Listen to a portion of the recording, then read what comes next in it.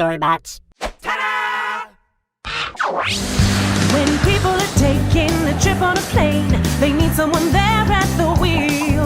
A pilot has the training and the skills to fly, so that everyone is safe when they go up in the sky. The pilot keeps watch on the speed and the fuel, and looks out for wind and for rain. In daytime or nighttime, whenever it's flight time, the trusty pilot flies the plane. Now before every takeoff, the pilot must check to be certain that everything's fine. The wings and the engines have to work just right, from the moment of the takeoff to the end of the flight. The pilot makes sure that the plane's on its course to New York or Chicago or Spain. When your job keeps you soaring, it never gets boring. The trusty pilot flies the plane. Yes, the trusty pilot flies the plane.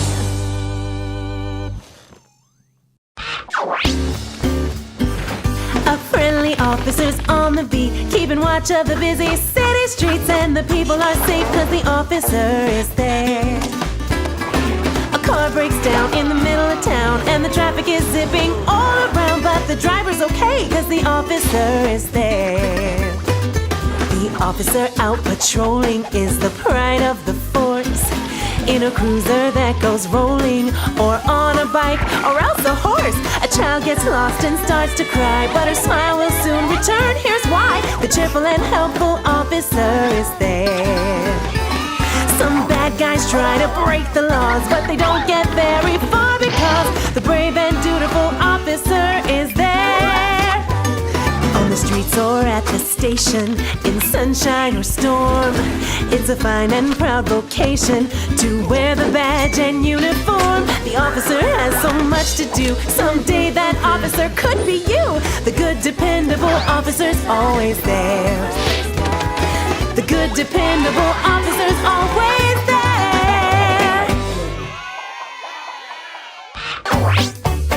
And there's a special kind of doctor who can treat a cat or dog, a cockatoo that's got the flu, or a not-so-jumpy frog. A well-trained veterinarian, most often called a vet, has just the skills to cure the ills of every kind of pet.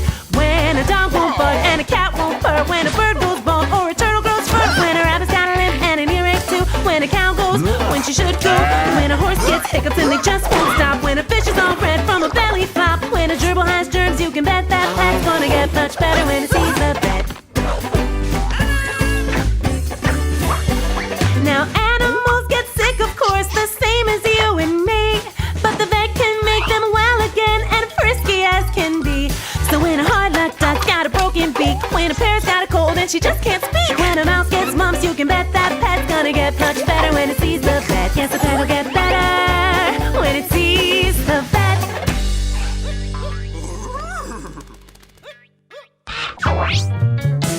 When children come to learn in school, a teacher's job is super cool. Pencils, books, and whiteboards rule. When the teacher's teaching, the kids review their ABCs and also learn their 1, 2, 3s. They study plants and bumblebees. When the teacher's teaching, the teacher helps with writing and spelling kitten or car.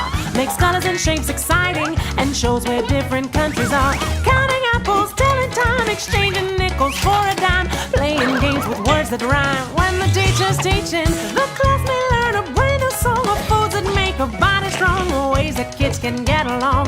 When the teacher's teaching, the teacher answers questions about the moon and the sun. The craft and painting lessons are tons of fun for everyone. Computers, papers, crayons, and clay. The teacher helps kids work and play. They all learn something new each day. When the teacher's teaching, when the teacher's teaching. Computers are amazing, we use them every day. They're packed with apps like puzzles, maps, and lots of awesome games to play. A coder is the one who makes the apps that we download, and it's done by typing lines and lines of sweet computer code. The code's a special language with words and symbols too, for talking to computers and telling them just what to do, like show a flying T-Rex or a singing purple toad. That dancing bear is only there cause someone wrote the code. Now some folks call a coder a software engineer, and a programmer is one more name for someone in that same career. A coder might make turtles race or asteroids explode. It's tons of fun when you're the one who gets to write the Get to write the code. Firefighter going on duty. Firefighter, the engine is a beauty. Firefighter, getting kinda sooty, putting out fires all day. In the firefighting job, there's a ton to do. Gotta test the siren, feed the fire dog too. When the bell goes ring, gotta drop down the pole. Grab a hat and some boots and be ready to roll. Firefighter, zipping through the city. Firefighter, rescuing a kitty. Firefighter, bopping to a ditty about putting out fires all day. Gotta scurry up a ladder, gotta spray with the hose. Gotta handle an axe and wear fireproof clothes. Gotta give first aid when the work's all through. Have a firehouse chilly with the rest of the crew. Firefighter, saving lots of lives. Firefighter, husbands and their wives. Firefighter, giving high fives after putting out fires all day. Putting out fires all day.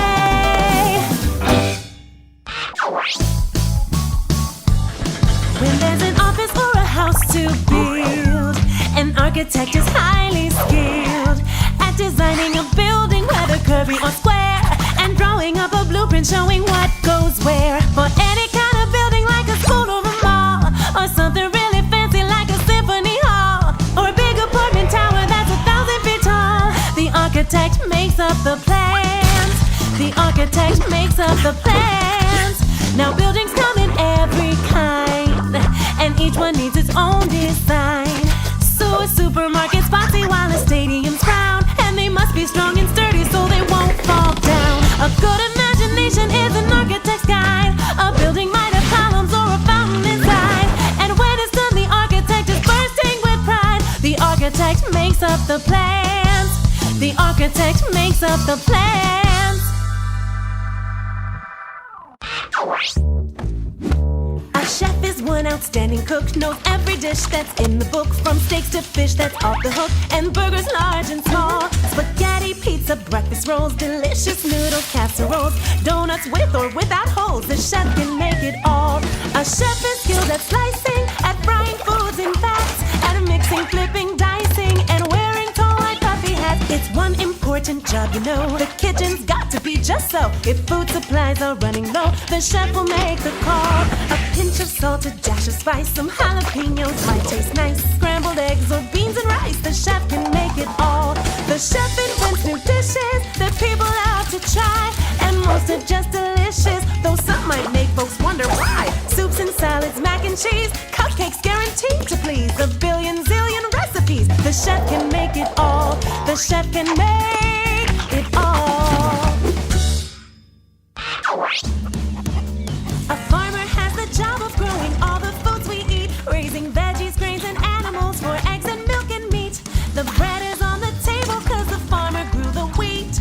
That's how the farmer feeds the world. The farmer gets up early every day to do the chores, like milk the cows or plow the cornfield in the great outdoors, or plant those good potatoes that'll soon be in the stores. That's how the farmer feeds the world. When clucking hens need chicken feed, when fields of hay need mowing, when beans and greens need watering to keep them strong and growing, when pigs and lambs need extra care 'cause winter winds are blowing, the farmer is always on the job. Whenever we eat french fries or delicious corn that pops, from scrambled eggs to chicken legs to burgers, steaks, and chops, they all come from the friendly farmers, animals, and crops. That's how the farmer feeds the world, fulfilling all our grocery needs with just some water, dirt, and seeds. That's how the farmer feeds the world.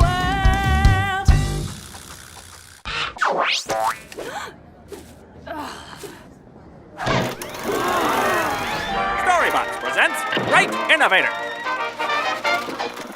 In the land of fedoras and tasty spumoni, there lived a young genius whose name was Marconi. He'd tinker and daydream and read through the day. Go do something useful, his father would say. Now, scientists then were already aware that electrical waves could be sent through the air, which soon led his curious brain to inquire, could messages somehow be sent without wire? So he took to his lab and succeeded quite well, with a gadget that set off a faraway bell. He showed it to experts, who told him, "Dear boy, it won't work long distance, it's only a toy." Now he could have just put it away on a shelf, but Marconi decided, I'll see for myself. It worked, and it transmitted further each day. When he showed it in England, it blew them away. He built them a radio system for ships to stay close in contact on long ocean trips. He then built antennas so strong and gigantic, their signals could travel across the Atlantic. He soon became rich and was known far and wide. That's my boy, said his father with pride. And as others built on to his bold innovations, they gave us our popular radio stations. The airwaves are busy, and that's no baloney, because of the brains of Guglielmo Marconi.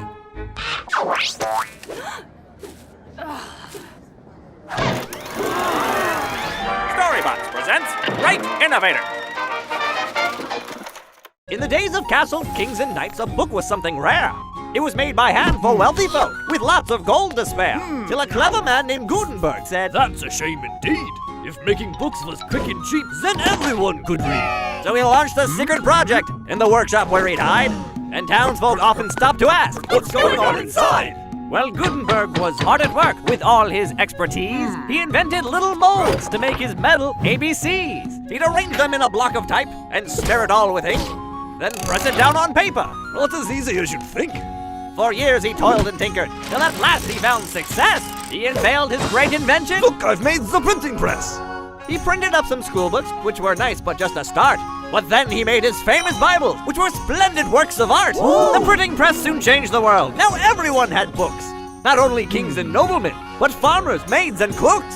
So today, whenever you enjoy a book or magazine, just remember that it started out with Gutenberg's machine.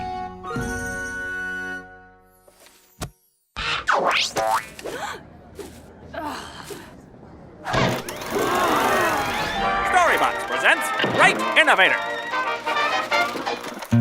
Orville and Wilbur, two brothers named Wright, once dreamed of machines with the power of flight. In a little back room of their bicycle shop, their designing and tinkering just wouldn't stop.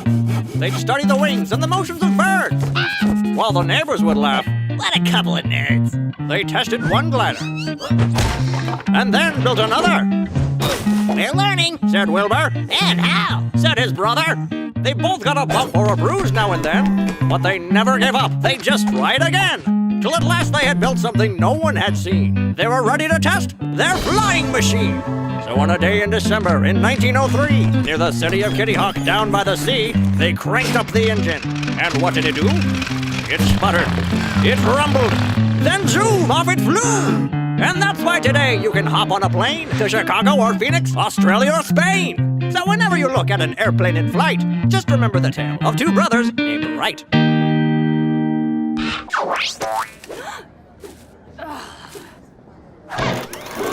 StoryBots presents Great Innovator. One gloomy night in Menlo Park, Tom Edison said, Gee, it's dark. but then he had a brilliant thought. Electric lights would help a lot. Now others too had tried their best to build a bulb that passed the test, and yet their light would never last. The glowing part burned out too fast. I see, Said Tom. I must invent a better, stronger filament. At first he tried some metal wire, which melted, broke, or caught on fire. So next he tested strips of wood, and every single plant he could. He had to char them first, he learned, to make them glow but not get burned. Grasses, reeds, and weeds galore. He tried 6,000 kinds and more. He had some luck with cotton thread, but then he tried bamboo instead. It filled the room with dazzling rays. What's more, it lasted 50 days. And now the light bulb's golden glare is seen in houses everywhere. New York and London, France, Brazil. The bulbs keep getting better still. They light the night when day is done, all thanks to Thomas Edison.